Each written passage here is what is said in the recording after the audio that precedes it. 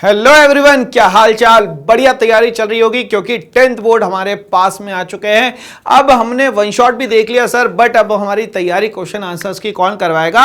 मैं विजय ठाकरे आपका स्वागत करता हूं डेफिनेट सक्सेस पाठशाला पे। और आज हमारा सफरनामा शुरुआत हो रही है जिसकी भाई class 10 political science, gender, religion and caste, chapter number 3 और एनसीईआरटी सॉल्यूशन से हम लोग आ जाते हैं क्वेश्चन आंसर्स पे। चलिए तो शुरुआत करते हैं भाई। यहाँ पे आप लोगों की तैयारी होने वाली एकदम खास, क्योंकि हम लोग क्वेश्चन को एनालाइज करेंगे और फिर ही आंसर की तरफ पहुंचेंगे। चलिए समझते हैं। Mention different aspects of life in which women are discriminated और डिसएडवांटेज इन इंडिया।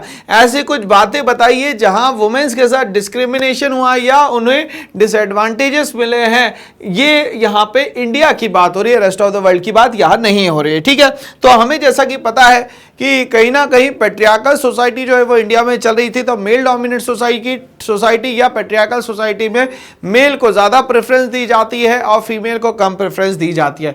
तो हो सकता है कि इसके बेसिस पे डिस्क्रिमिनेशन या इसके बेसिस पे डिसएडवांटेज यहां पे मिलते हैं। बट आज हमारी गवर्नमेंट जो है वो महिला सशक्तिकरण, वुमेन एम्पावरमेंट पे काम कर रही है। तो अब आप बिल्कुल निश्चिंत हो जाइए कि वुमेन्स के साथ किसी तरीके का डिस्क्रिमिनेशन, किसी तरीके का डोमेस्टिक वायलेंस या किसी तरीके से उनको डिसएडवांटेजेस या यहां पे कहीं भी उन्हें इग्नोर किया जाएगा, ऐसा कुछ भी नहीं होने वाला है दोस्तों अब। मगर अभी तक के जो हो रहा था उसको एक बार हम लोग यहां पे चर्चा कर लेते हैं, देख लेते हैं।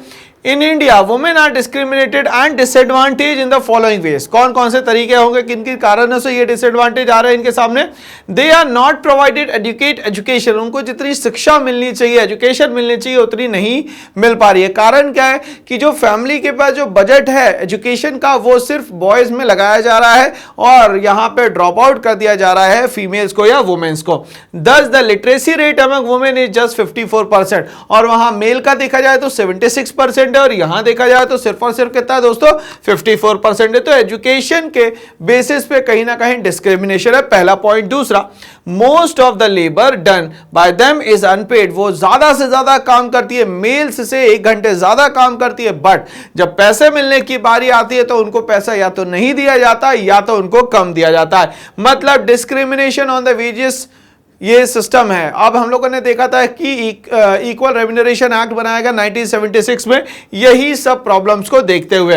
Where they are paid for their work they receive lesser wages than the man, और सेम काम, same time, same place, but जब डिस्क्रिमिनेशन की बात हुई तो वेजेस में डिस्क्रिमिनेशन किया गया, उनको कम पैसा दिया गया और जो मेल्स है उनको ज्यादा पैसा दिया गया। Due to preference for the boys child, अब हम लोग को यह पता है कि बॉयज चाइल्ड का प्रेफरेंस है। कुछ स्टेट्स है ऐसे जहां पे जो जेंडर रेशियो है उसमें फीमेल जो है वो लगभग 919, 800 या लगभग हम लोग 850 पे पहुंच चुका है 1000 के कंपैरिजन में। Female foeticide is practised in many parts of the country, और फीमेल फोर्टिसाइड हो रही है तो हम लोगों ने एक एक्ट का नाम पढ़ा था दोस्तों, याद होगा आपको वन शॉट में, तो उसका नाम था सर यहाँ पे PCPNDT act, pre conception and pre natal diagnostic test जो है पूरे इंडिया में अब इसके लिए पनिशमेंट रखी गई है। तो किसी भी तरीके से आप यहाँ पे फीमेल फोर्टिसाइड नहीं कर पाएंगे, किसी भी तरीके से अब आप यहाँ जेंडर डिटर्मिनेशन टेस्ट जो है वो नहीं करवा पाएंगे। इससे हमारा जो जेंडर या तो हमारा जो सेक्स रेशियो है वो काफी अच्छा हो जाएगा, और सेक्स रेशियो जो है पर 1000 मेल पे इसको काउंट किया जाता है। तो 1000 मेल वर्सेस 1000 फीमेल होना चाहिए। गवर्नमेंट की यही सबसे बड़ी क्या होगी भाई, उपलब्धि होगी। ठीक है, चलिए तो यहां फीमेल फोर्टिसाइड भी किया जा रहा है जिसके कारण ये डिसएडवांटेज होता है सोसाइटी के लिए। चलिए क्वेश्चन नंबर 2 पे हम लोग आते हैं। State different form of communal politics with one example. ठीक है, तो ये जो अलग अलग टाइप की कम्युनल पॉलिटिक्स है उसको हम लोगों को एग्जांपल के थ्रू यहां समझाना है। चलिए समझते हैं कम्युनल पॉलिटिक्स होती क्या। Different form of communal politics are given below. Everyday beliefs religious prejudices, stereotypes of religious communities and belief in the superiority of one religion over the other religion are so common that we often fail to notice them even when we believe in it। अब यहाँ पे किसी की majority किसी की minority अगर होता रहेगा तो यहाँ पे प्रॉब्लम हमेशा बनी रहेगी और यहाँ पे कम्युनल वायलेंस तक के ये बात भी पहुंच सकती है। For example, even today, the member of the lower class are not allowed to enter the temples in the many regions. आज भी देखा जाए इस सशक्त भारत में, इस बढ़ते हुए भारत में भी किस जगह पे आज भी ये हो रहा है। क्यों? क्योंकि वहां पे कुछ पावरफुल लोग बैठे हुए, जो लोअर कम्युनिटी होती है, बैकवर्ड कम्युनिटी होती है, उनको आज भी टेम्पल्स में एंट्री नहीं दी जाती। दोस्तों, ये हमारे लिए सबसे बड़ा डिसएडवांटेज है, जहां पे हम लोगों ने बैन कर दिया है अनटचेबिलिटी को। कोशिश करिए पूरी तरीके से जो भी डिस्क्रिमिनेशन लोअर कास्ट या डाउन ट्रोडन के साथ होते थे वो खत्म किए जाए, बट आज भी कुछ रीजन्स में है। इसी के कारण आगे चल के कहीं ना कहीं कम्युनल वायलेंस जो है वो हो सकता है। मेजॉरिटेरियन डोमिनेंस, हमेशा मेजॉरिटी जो है वो कुछ एरियाज में डोमिनेट करती है। अब majority community tries to dominate other communities in politics. ठीक है, तो भाई पॉलिटिक्स में भी यही होता है, मेजॉरिटी जो है माइनॉरिटी पे क्या करती है, हमेशा भैया डोमिनेट करने की कोशिश करती है।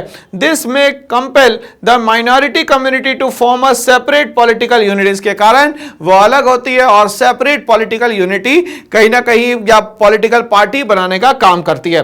फॉर एग्जाम्पल इन श्रीलंका हम लोगों ने देखा कि भैया सिंहला जो थे 74% थे, आगे चल के उन्हें मेजॉरिटी बनाई, मेजॉरिटी बन के माइनॉरिटी को सप्रेस किया और वहां पे रिजल्ट में क्या आता है, सिविल वॉर हो जाता है। कहीं ना कहीं वहां बनती है क्या, LTTE, liberation of Tamil tiger Eelam. वो अपनी ही जगह के लिए, अपने ही लोगों के लिए फिर फाइनली लड़ते हैं। Majoritarianism has become followed, which has resulted in many conflict in the country. तो मेजोरिटेरियनिज्म अगर जहां पे भी होगा, कहीं ना कहीं वहां पे कॉन्फ्लिक्ट आपको रिजल्टेंट देखने को मिलेगा। आगे हम लोग बात करते हैं इसमें political mobilization on religious lines. तो आप पॉलिटिकल मोबिलाइजेशन होता है यहाँ पे, religious appeals are made to voters to attract their votes. अब हमारा मेन जो फंडा है वो ये है कि हमें वोट मिल जाए, हमारी सरकार बन जाए तो हम जैसा चाहेंगे वैसा हो जाएगा। ऐसा नहीं होता, क्योंकि आज के समय पे we the people of India, मतलब सबसे ज्यादा पावरफुल जो है यहाँ के लोग हैं, इसीलिए यहाँ पे कास्ट जो है एक छोटा सा पार्ट हो जाता है। Sometime sacred symbols and religious leaders are used to bring the followers of one religion together in the political arena. अब क्या होता है, कुछ कास्ट के लोग जो है वो सिंबल या रिलीजियस लीडर्स जो है इन सिंबल्स का इस्तेमाल करते हैं और लोगों को कोशिश करते हैं कि हमसे मिल जाए, हमारी तरफ अट्रैक्ट हो जाए।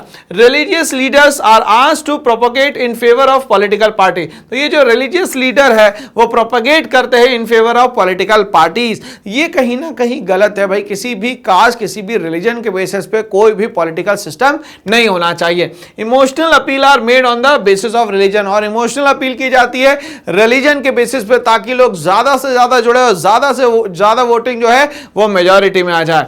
आगे हम लोग बात करते हैं कम्युनल वायलेंस की। Sometimes communalism takes the ugliest form of communal violence. तो कम्युनल वायलेंस कैसे होगा भैया, कम्युनलिज्म के कारण, एक पर्टिकुलर आइडियोलॉजी के कारण। Riots and massacre. India and Pakistan suffered some of the worst communal riots। और इंडिया और पाकिस्तान ने 14 अगस्त 1947, 15 अगस्त 1947 और कुछ दिनों तक ये कम्युनल राइट्स फेस करे, जिसमें लाखों लोगों की डेथ हो जाती है दोस्तों, बस ये कम्युनलिज्म के कारण। आगे बढ़ते हैं हम लोग, यहां पे बात करते हैं भाई, तो कम्युनल राइट्स किसी भी देश के लिए अच्छा नहीं होगा। At the time of partition even after independence rights on communal lines have taken place in India. और आज भी कहीं ना कहीं इस कम्युनलिज्म के कारण आज भी कहीं ना कहीं क्या हो जाते हैं भाई, कम्युनल राइट्स हो जाते हैं, जो हमारे देश के लिए बिल्कुल भी अच्छा नहीं है। आगे बढ़ते हैं हम लोग इसी के साथ। क्वेश्चन नंबर 3 स्क्रीन पे आ चुका है, कहता है state how caste inequalities are still continuing in India. Caste inequalities आज भी इंडिया में पैर पसारे बैठी हुई है। कैसे, क्यों, कारण क्या है, इसको हम लोग समझने की कोशिश करें। Caste inequalities have not completely disappeared in from India. अभी भी 100% इरेडिकेशन नहीं हुआ है, अभी भी कुछ परसेंटेज में कास्ट इनइक्वालिटीज चल रही है। Even today most people marry within their own caste और ट्राइब्स। अभी भी यहां पे उन्हीं के कास्ट में ही सिर्फ और सिर्फ क्या करना पड़ता है, मैरिज अलायंसेस करने पड़ते हैं, या उन्हीं के रिलीजन में क्या करनी पड़ती है, शादियां करनी पड़ती है। Despite constitutional prohibition untouchability has not ended completely. Constitutional में इतने सारे अमेंडमेंट हो गए, उसके बाद भी कहीं ना कहीं छोटे लेवल पे आज भी अनटचेबिलिटी काम कर रही है। अनटचेबिलिटी का मतलब पब्लिक प्लेसेस पे, पब्लिक बात पे, और जहां पे हर कोई जा सकता है वहां पे लोगों को रोकना कहलाता है अनटचेबिलिटी। कोशिश की गई हटाने की, मगर अभी भी हटा नहीं पाए। इसीलिए गवर्नमेंट ने क्या बनाया, SC/ST and SC/ST prohibition act बनाया 1989 का, जिसमें सारा लिखा हुआ है कि किस किस चीजों को आपको नहीं करना है। ठीक है भाई। Education is not easily available the so called lower caste, जो भी लो कास्ट के लोग हैं उन तक क्या एजुकेशन नहीं पहुंच पाती। जब एजुकेशन नहीं पहुंचेगी तो जाहिर सी बात है कि वो उनका डिसीजन मेकिंग जो रहेगी वो सही नहीं रहेगी, और इसी के कारण ये कहीं ना कहीं सोसाइटी से अलग अपने आप को फील करते हैं। इसीलिए सोसाइटी को साथ में जोड़ने के लिए गवर्नमेंट ने एक सिस्टम निकाला जिसको कहते हैं हम लोग रिजर्वेशन। SC ST OBC और वुमेन्स के लिए अब दिया गया है रिजर्वेशन, जिससे वो मेन स्ट्रीम में ये जो सब स्ट्रीम में जुड़ जाए और हमारी इंडिया एक बन जाए। Economic status is closely link to the caste system. कहीं ना कहीं इकोनॉमिक स्टेटस भी कहीं ना कहीं मेन रीजन है ये कास्ट सिस्टम का। क्यों है भाई? तो यहां पे एक ही बात याद रखना है भैया कि इकोनॉमिक मतलब होता है पैसे से रिलेटेड। पैसा नहीं होने के कारण और ये सारे कास्ट के लोग जो है वो बैकवर्ड हो गए, ये अभी भी खुल के काम नहीं कर पा रहे यहां पे। In modern India like in the pre independence India the poor are mostly from the low caste. अब देखा जाए तो जब इंडिपेंडेंस नहीं हुआ था तब भी जो लो कास्ट के लोग थे वो एक्सट्रीमली पुअर कंडीशन में यहां पे रह रहे थे। while the rich are the high caste, thereby showing that caste inequalities are still continuing in India। ये सारे कारणों से ये पता चलता है कि आज भी कहीं ना कहीं कास्ट के बेसिस पे जो है वो डिस्क्रिमिनेशन यहां पे चल रहा है। ओके चलिए आगे बढ़ते हैं, क्वेश्चन नंबर 4 पे आते हैं। क्या कहता है एनसीईआरटी का क्वेश्चन नंबर 4?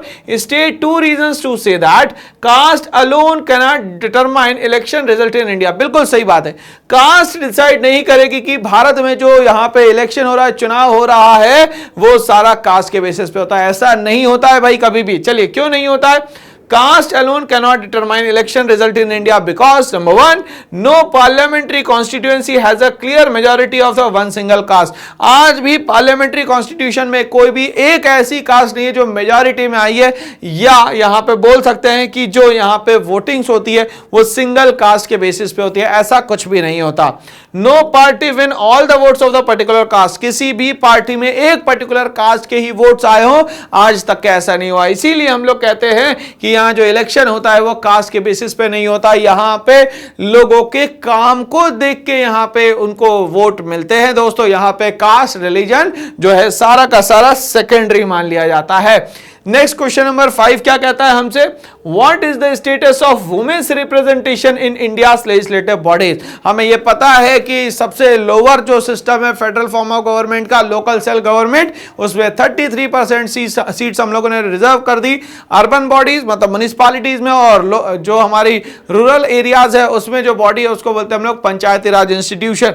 तो यहां पे बॉटम लेवल पे जब अच्छा काम हो रहा है तो धीरे धीरे करके ये बढ़ता चला जाएगा। अभी सितंबर में एक नया बिल आया है वुमेन रिजर्वेशन बिल, जिसमें कहा गया है कि भैया हम आपकी 33% सीट जो है वो रिजर्व यहां पे करेंगे। तो लोकसभा में, स्टेट लेजिस्लेटिव असेंबली में सभी जगह आप क्या होने वाले हैं, सीट रिजर्व होने वाली है, जो कि हमें इक्वालिटी का संदेश देते हैं। चलिए समझते हैं। There are more than 10 lakh elected women representative. ठीक है, तो ये समझ में आ गया कि भाई लेजिस्लेटिव बॉडीज जो है उसमें वुमेन रिप्रेजेंटेशन जो है वो 10 लाख से ज्यादा हो चुका है आज। In rural and the urban local bodies women's organization and activist have been demanding a similar reservation of at least 1/3 seats in the Lok Sabha and the state assembly. तो दोनों जगह पे वुमेन्स के बिल जो है वो यहां पे सरकार ने एक्सेप्ट कर लिया, और सितंबर में ये बिल जो है वो लगभग पास भी हो गए। A bill with this proposal has been pending before the parliament for more than a decade, but there is no consensus over this issue among all the political parties. The bill has not been passed। तो देखा जाए तो अभी bill pass नहीं हुआ था इनके हिसाब से, बट अभी देखा जाए करेंटली ये देखा जाए तो पास हो चुका है। बट आपको आंसर यही लिखना है एग्जाम में दोस्तों। क्यों? क्योंकि यहां पे एनसीईआरटी का जो डेटा है वो आपका मार्च से शुरू हो गया था। ओके, और बिल जो है वो सितंबर में पास हुआ था। तो 10 लाख लोग जो है इलेक्टेड वुमेन रिप्रेजेंटेटिव है हमारी अर्बन बॉडीज और लोकल बॉडीज, जिनको दोनों को मिला के हम लोग बोलते हैं लोकल सेल्फ गवर्नमेंट। क्या बोलते हैं दोस्तों यहां पे? Local self government. ठीक है भाई, रिप्रेजेंटेशन समझ में आ गया मुझे। आगे मैं बढ़ता हूं, क्वेश्चन नंबर 6 क्या कहता है? Mention any 2 constitutional provision that makes India secular state. ऐसा बताइए कि इंडिया जो है सेक्युलर स्टेट है, कारण बताओ भैया आप। तो बस सीधी सीधी बात, two constitutional provision that make India secular state are, क्या कॉन्स्टिट्यूशनल प्रोविजन है जिसके कारण इंडिया जो है एक सेक्युलर स्टेट है? Number 1, the fundamental rights to the freedom of religion clearly states that one has a right to practice, profess, propagate any religion, किसी भी धर्म को मैं प्रैक्टिस कर सकता हूं, किसी भी धर्म को मैं प्रोफेस कर सकता हूं और प्रोपगेट यहां पे कर सकता हूं। यह फंडामेंटल राइट टू फ्रीडम दिया गया है, इसीलिए मैं कहूंगा कि इंडिया जो है एक सेक्युलर स्टेट है। Point number 2, prohibition of discrimination. अब यहां पे डिस्क्रिमिनेशन को प्रोहिबिट किया गया on the basis of religion is one of the tenet in the constitution under the fundamental rights to equality. तो किसी भी तरीके से अनटचेबिलिटी या किसी भी तरीके से डाउन ट्रोडन के साथ किसी भी तरीके का डिस्क्रिमिनेशन नहीं होगा। अब सबको माना जाएगा यहां पे इक्वल, इसीलिए हम कह सकते हैं कि कॉन्स्टिट्यूशनल जो प्रोविजन है उसमें इंडिया जो है एक सेक्युलर स्टेट है। क्या है दोस्तों? यहां पे इंडिया एक यहां पे सेक्युलर स्टेट है। चलिए आगे बढ़ते हैं हम लोग। Social division based on dash are peculiar to India. हमें पता है सोशल डिवीजन किसके कारण हो रहा है? बस और बस कास्ट के कारण हो रहा है। ठीक है ना भाई? तो हमें यह क्लियर है सर। अब हम एक ऐसे पड़ाव पे आ गए हैं जो आपको एग्जाम में आने वाला है दोस्तों, इसके बिना काम नहीं चल पाएगा। तो एमसीक्यू बिल्कुल आएंगे, 20 क्वेश्चन आने वाले हैं। तो एनसीईआरटी के सारे एमसीक्यू आपको पढ़ना है और याद भी करना है। चलिए समझते हैं। When we speak of a gender division, we usually refers to gender division जो है ये क्या बताता है हमें? Biological differences between main and women. क्या बायोलॉजिकल डिफरेंस बताता है मेन और वुमेन के बीच में? क्या अनइक्वल रोल्स बताता है assigned by society to men and women, मतलब मेल को ज्यादा काम दो, फीमेल को कम काम दो। अनइक्वल चाइल्ड सेक्स रेशियो या absence of voting right for women in democracy. क्या बताता है यहाँ पे ये जेंडर डिविजन? ये हम लोग को यहाँ पे बताना है। ठीक है, तो ये क्या बताता है भाई? Unequal roles assigned by society to men and women is known as the gender division usually. आप बायोलॉजिकल डिफरेंस तो नहीं ले सकते भाई, अनइक्वल चाइल्ड सेक्स रेशियो नहीं ले सकते और absence of voting rights for womens यहां पे नहीं ले सकते। तो जेंडर डिवीजन का जो आंसर है वो क्या हो जाएगा? Unequal roles assigned by the society to the men and women. चलिए आगे बढ़ते हैं। In India seats are reserve for women in Lok Sabha, state legislative assembly. अभी बिल अटका हुआ है, अभी बिल पास नहीं हुआ।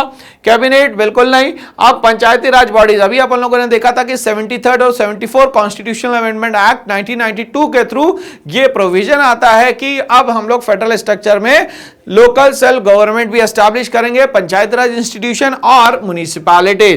तो कहां पे सीट रिजर्व हो गई है दोस्तों? तो पंचायती राज बॉडीज में जो है वो सीट रिजर्व हो गई है। ठीक है भाई, यहां तक एक आंसर क्लियर है हमें। अब हम लोग आते हैं इस पे, बोलता है consider the following statement on the meaning of communal politics.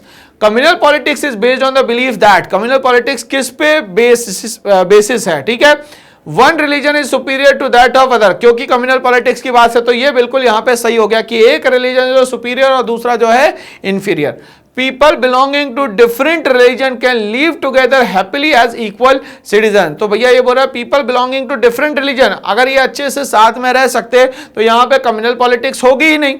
Followers of a particular religion constitute one community, बिल्कुल सही बात है। एक पर्टिकुलर कम्युनिटी जो है एक जैसे फॉलोअर्स के साथ रहेगी, बिल्कुल सही बात है। State power can not be used to establish the domination of one religious group over the. ठीक है, स्टेट पावर जो है वो इसमें इंटरफियर नहीं करेगी, बिल्कुल इंटरफियर करेगी यहाँ पे। तो इसके हिसाब से कम्युनल पॉलिटिक्स के हिसाब से आंसर हो जाएगा one religion is superior to that of other, और दूसरा followers of a particular religion constitute one community. तो आंसर होना चाहिए इसका दोस्तों ए एंड सी, बाकी सब आंसर जो है यहाँ पे क्या हो जाते हैं? गलत हो जाते हैं। ठीक है भाई, आगे हम लोग बढ़ते हैं। यहाँ पे नेक्स्ट क्वेश्चन आ रहा है, which among the following statement about India's constitution is wrong? It is prohibits discrimination on ground of religion, given official status to one religion। बिल्कुल गलत बात कही है भैया। B provides to all individuals freedom to profess any religion, ensures the equality of citizen within religious communities। तो भैया यहाँ पे ऑफिशियल स्टेटस किसी भी एक रिलीजन को नहीं दिया गया, सारे रिलीजन को क्या माना जाएगा? एक माना जाएगा। इसीलिए इंडिया जो है एक सेक्युलर कंट्री है। आंसर क्या हो जाएगा दोस्तों? यहाँ पे बी आंसर हो जाएगा। चलिए अब मैच द फॉलोइंग आ रहा है, आपका पढ़ना है मिलाना है, पढ़ना है और मिलाना है। चलो पढ़ के मिलाते हैं भाई दोस्तों, चलो समझने की कोशिश करते हैं। पहला स्टेटमेंट जो हमें दिया गया है वो क्या दिया गया है? ये दिया गया है अ person who believes in equal rights and opportunity for women and main. एक पर्सन है जो बिलीव करता है इक्वल राइट्स और मेंस और वुमेन्स दोनों के बीच में। इसका मतलब क्या होगा भाई, ठीक है। दूसरा, a person who says that religion is the principal basis of community. Religion जो है प्रिंसिपल बेसिस है कम्युनिटी का। तीसरा, a person who think that caste is the principal basis of community। चौथा, a person who does not discriminate others on the basis of religious belief। ठीक है, चलिए, तो a person who believes in equal rights and opportunity for women का मतलब ये हो गया कि ये वाला पहला हो जाएगा भाई। फेमिनिस्ट में यही होगा कि मेंस और वुमेन जो है वो बिल्कुल एक जैसे होने चाहिए। a person who says that religion is the principal basis of community मतलब ये हो गया 2। ठीक है, अब a person who think that caste is the principal basis of community तो उसको हम लोग कास्टियस बोलेंगे भाई। आगे बोलता है अ person who does not discriminate others on the basis of religious belief. ठीक है भाई, तो ये बन गया हमारा 4th। तो आंसर क्या होगा दोस्तों, हम लोग मैच कर लेते हैं 1st, 2nd, 3rd का ये, और ये हो गया भैया हमारे आंसर मैच। ओके, क्लियर है क्या? चलो आंसर एक बार हम लोग चेक कर ले सर। बिल्कुल, तो ये ऑप्शन दिए गए थे तो हमारा आंसर BADC था। क्या दोस्तों, यहाँ पे BADC मतलब हमारा बी वाला जो आंसर था वो बिल्कुल सही था। ठीक है भाई, तो यहां तक के हमारी जो एनसीईआरटी सॉल्यूशन की कहानी है वो समाप्त होती है। बट पढ़ाई लिखाई नहीं छोड़ना है, वन शॉट भी देखना है, एनसीईआरटी क्वेश्चन का सॉल्यूशन भी देखना है, क्योंकि एनसीईआरटी जो है सीबीएसई के एग्जामिनेशन की बैकबोन है। बट ये सारी चीजें आपको मिलेंगी, उसके लिए थोड़ा सा समय निकालिए और लाइक शेयर सब्सक्राइब कर दीजिए चैनल को। लिंक आपको सारी चीजों के डिस्क्रिप्शन बॉक्स में दी गई है। आप हमसे कभी भी कांटेक्ट कर सकते हैं, कांटेक्ट नंबर गिवन है। Thanks for watching.